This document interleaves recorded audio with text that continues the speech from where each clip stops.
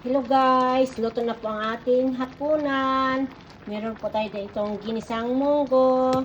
Ginisa natin ito sa bawang sibuyas kamatis na may baboy at saka hipon. Tapos nilagyan natin ng malunggay. Na masarap ito. Sarap na naman ang kain natin sa munggo. Yan, hindi tinipid sa hipon. Pero konti lang yan. Ang munggo. Sarap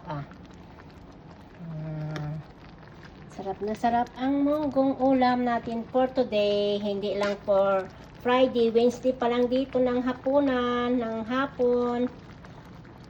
Yan. Kahit anong araw, pwede ang munggo. Sarap po yan. Yan na, luto na ang malunggay. Simpleng ulam lang. Busog ka na. Sa amoy pa lang, busog ka na pala. Yan. Maraming salamat sa panonood. Napapadami ang kain mo dito sa niluto ko. Maraming salamat. Bye mga kasisi. Hello mga kasisi. Atin pong bigyan ang ating kapitbahay. Yan po.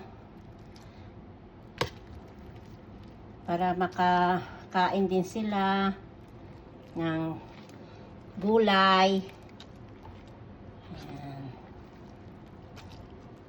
Yan po ang ating ibibigay mga kasisi sa ating kapitbahay.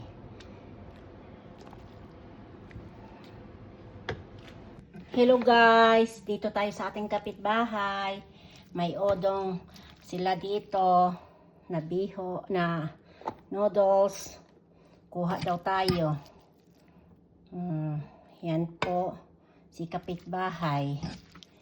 Sarap nito. Tsaka yan ang ating munggo na tinala.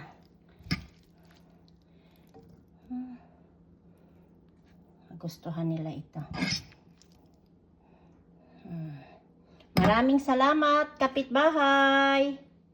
Hello, dito pala si kapitbahay. May celery, kuha tayo para gawin nating juice. May carrots ako doon, okay lang. Celery lang na dalawa. Okay. Pati ito, ang dadalhin ko. Ito, ang dadalhin ko. Ay, sa uli ko ba? Ay, nako, nagkamali. Ito ang dadalhin ko pala eh. Tuloy. Okay, salamat. Yan ang kanila.